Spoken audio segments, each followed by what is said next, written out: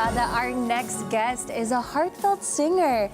Kapag kumakanta siya, damang-damay mo ang bawat linya. He is also a songwriter from the Tigwahanon Manobo tribe from Bukidnon. Yes, at kilala sa kanyang husay sa pag-awit na puno ng emosyon at puso, mga kada. At ngayong umaga, muli niyang ipapakita ang kanyang angking talento. Kaya naman, let's give it up for Reynan Del Anay.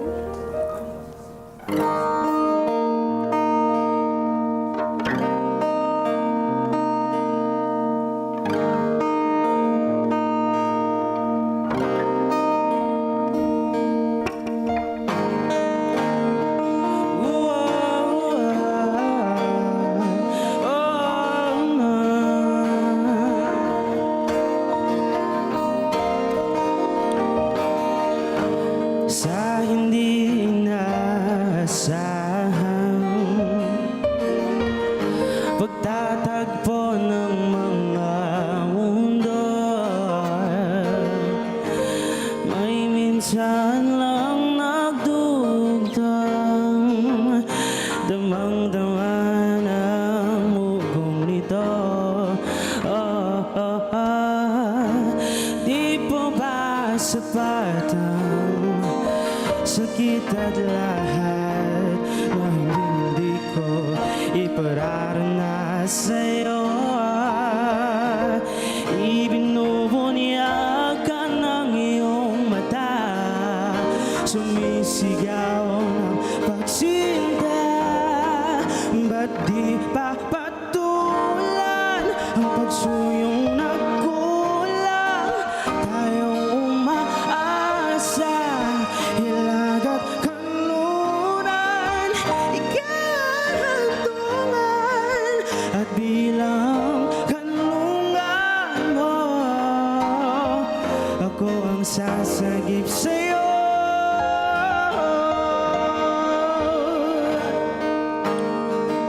Saan nga ba patungo na kaya pagkat nahihiwagan ang bagyo ng tadhana'y dinadala ko sa bisig ng isip mo? Ba't di ba sabihin ang di ko maamin? Tayong umaasa, huwag mong ikatakot ang gulong ng damdamin mo. Naririta ka, nakikinig sa'yo.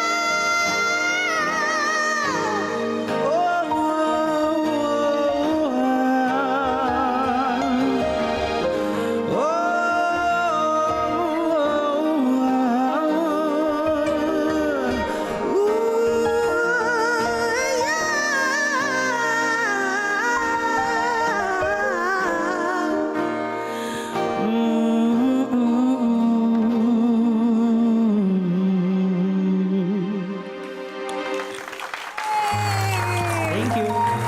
Hi, Reyna!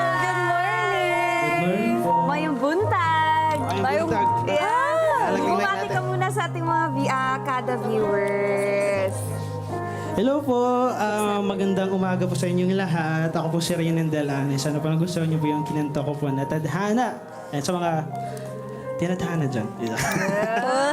Bisaya ba si Reyna? Kabalo po, mag-Bisaya. Kabalong Bisaya. O, batia po ang mga Bisaya, dira nagtanaw ka Ayan, ron. hello sa mga Bisaya dyan. Ako din si Reynan Del Anay. And hinautan na inyong nadunggan ang akong kanta nga Tadhana. Yes. At ito, kwentuhan mo naman kami, Reynan, kasi balita namin noong 2015, sumali ka sa reality singing contest. Ano ba yung naging impact nito at paano ka natulungan nito as you began as the singer ngayon? Ano po, sobrang malaki po yung pagtulong sa akin dahil nakapunta po ako sa ibang bansa, katulad po ng Las Vegas po, Wow. recently po. So, sobrang blessings po talaga yung pagkasali ko po ng The Voice Kids and yung pagiging first runner-up ko po. And yun, and proud po ako na katutubo po sa San Fernando Bukidnon ng Mindanao po. Nakaka-proud talaga yung Reynan. At ito, nabanggit mo nga na nag-Las Vegas ka. Pwede mo Yes ba kami po. kwentuhan konti yung experience mo doon? Especially na Pride Pinoy, dinala Yes mo po, yes. doon. Yeah, your feeling. How did you feel? Ako po, inantay ko po yung isang dekada po. Wow. Na pinapangarap ko po talaga na makapunta doon. And then, sobrang masaya po ako dahil po parang, alam po natin na mahirap makapunta po doon sa bansang Las Vegas. Sobrang strict nila doon. So parang ako talaga parang, kumbaga, hinayaan ko na lang po talaga yung Diyos na lang po talaga sa akin yung bahala. So parang tuloy-tuloy hanggang sa nakapasok ako sa immigration, lahat-lahat. Sabi ko sa mami ko, Mami, andito na ako. So parang, andiyan ka na, bla bla, ganun. So parang, sobrang Nakakatuwa masaya po. naman yun. Para sa'yo talaga yun, Reynan. Maraming salamat po. And that was 2015 when you went to Las Vegas? Or how recent? Recently lang, 2025 po. No, October po. Wow. So from your journey from The Voice Kids, which is 2015, up Yes, until that moment, or pwede up until now, how would you say as an artist you've grown or evolved? Ako sobrang proud po ako sa sarili ko and sobrang masaya kasi kumbaga dati po kasi parang iba yung genre ko po talaga dati. More ballad po ako, So, ganito. more on ballad. So ngayon po, siyempre marami akong nilulook up na artist po, lalo na po dito sa Pilipinas po and lalo na sa buong mundo po. And then sabi ko parang gusto ko maging ganyan. Gusto kong magsulat ng kanta, gusto ko ng ganito. And ngayon, masaya ako dahil inuunti-unti ko na yung ginagawa. Correct, yes. Nararating nga. Ito din, narinig namin to, Reynan, na kilala ka talaga bilang emotion-packed performer. Paano mo ba to nagagawa? Like, saan mo kinukuha talaga yung hugot sa pagkanta mo? super powerful talaga Oo, like, your ramdam na voice. ramdam mo yung emosyon eh. Siguro po, siguro isa nakatatak na rin yun sa mga sa mga tao. Yes. Pag kumakanta po ako. Although hindi ko po alam, basta ang kumakanta po ako, pag malungkot yung kanta, dapat naging malungkot ka din. So, Damdamin mo dapat siya. damdamin. Kasi hindi mo pwedeng parang masaya yung kanta, tapos parang ikaw malungkot ka, so parang ibabagay mo sa lahat. Parang weird naman din siya tignan, Weird. no? So, siguro malaking tulong din po yung si Coach Lea. I-maintain ko po yung sa emotion. Pag masaya ka, dapat maging masaya ka. Yes. Ganun. So parang wag kong walain daw yun. So, lahat naman ng artist meron dun talaga. Kailangan lang ipakita palagi. Totoo yun. And then before you said, kasi before you focused more on ballads, but now what genre do you really want to try experimenting or try more with? More on po ako, parang pop na may pagka-band. Mga pop gayaw band. po. Parang gayaw po siya. Ito na ba yung parang Interesting. tinatahak mo na parang i-maintain mo na image for your branding? Or Yes, po. ito na, pag-usapan natin, compare ba sa Reynan 2015, ano ba yung mo ngayon, branding na gusto sa sarili mo? Ito pong susunod na if ever, kakantayin ko po. Siya. Ayun na nga. Ayan, kung magugustuhan nila to. So parang, although wala pa masyado nakakarinig po nitong kanta ko na to, so sana magustuhan niyo. So parang maging masaya tong kantang to. Na ito. Oo, kaya pag-usapan natin just yung latest single ni Reynan, entitled na Di Kakin. Di-kakin. Oo. So what does that mean? Ang di-kakin po ay, ibig sabihin ay di-kaakin. Di ka akin. Ayan. Saan na siya? Bisaya ba na siya? Bali tinanggal ko lang yung, kasi double, di ba, di-kaakin. So pinagdikit ko lang, di-kaakin. Uwitin mo doon. Ayan, Gusto ko yun. Oo. so ayan, parang, So, kwentuhan mo kami doon sa Di Kakin. Sino ba yung babae na yan na hindi mo na ha? Kwentuhan mo kami. sige po. Itong song na to ay, na-compose ko pa siya way back 2024. And then, syempre po, pag sumusulat po ako sa totoong nangyayari po yun. Although itong song na to para sa isang girl before, pero kaya po di kakin. Although yung song na to, love song to, hindi to puro compliment to sa kanya.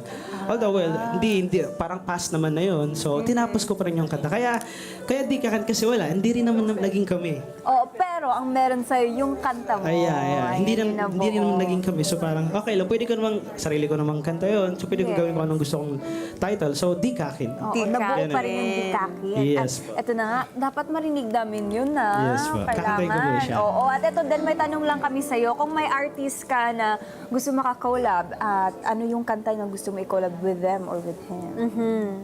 Ano po, syempre gusto ko po yung kanta ko po na Di Ka Akin. And gusto ko po sana makakolab si Natay Nela. Ganun po, mga pangarap kong artist po. Ayan. So sila talaga. That's your dream Hello po. artist. Yes po. Dream collab. No, hindi imposible mangyari yan. Yan, sana Kasi po. pag narinig nila yung kanta mong Dikakin, ay nako, baka biglang mag-message at Yes, kantahin natin yan correct. together, Reynan. Kaya Yes naman, po, Reynan, huwag yes. na natin patagalin pa.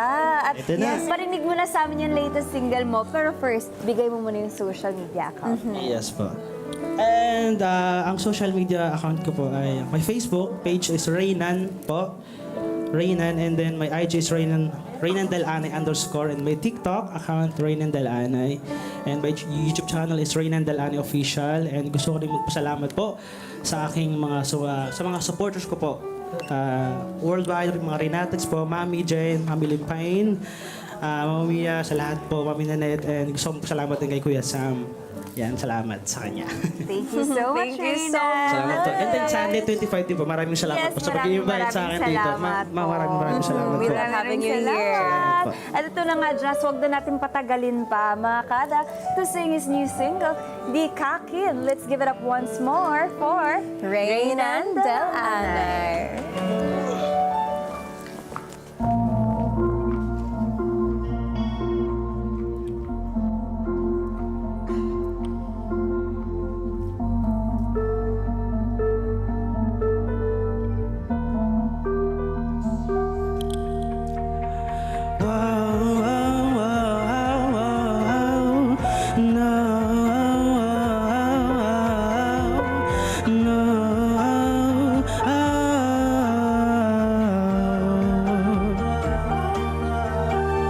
Nakita kitang naglalakad pauwi sa bahay, nagmamadali. Lalapitan sana kita pero di ko nagawa. Sa pag-uwi ko ng bahay, kinukwento ko mukha mo sa mga tropa ko kung gaano ka kaganda. Gusto kong lumapit sa'yo, nasabihin sa'yo ng diretsyo. Binibini ko ikaw lang ang gusto kong tignan. Kapag ikaw nagkukwento, gustong gusto kong madinig mo ang iyong matang usap palagi na parang uminto ang mundo ko.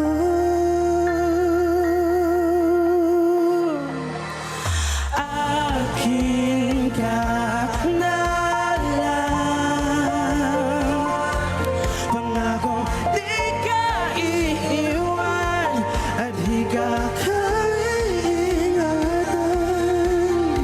Huwag na mambabagkat,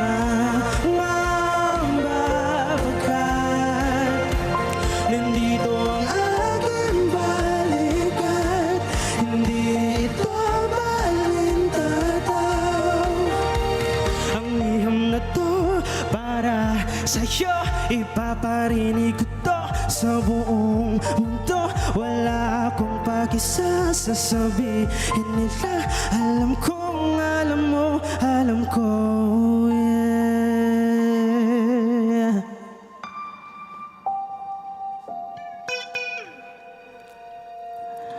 Naalala ko nung lumalapit ako, sinusundan kita patungo, tugo, pinipilit umiwas sa'yo, pero di ko nagawa.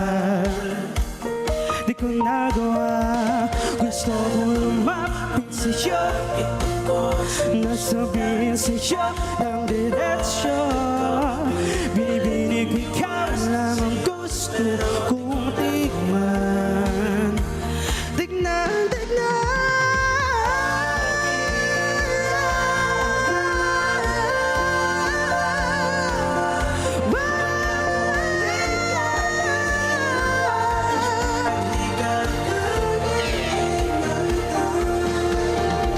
Huwag nang mambabagkat,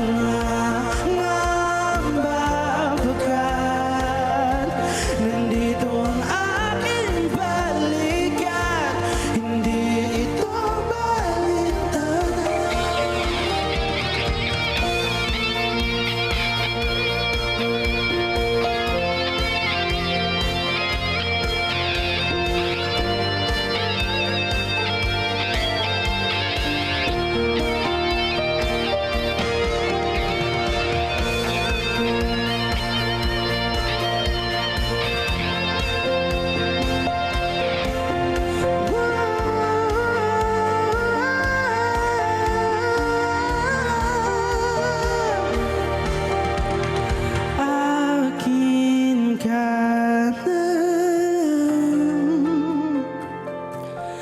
promise di ka iiwan, lagi kitang iingatan.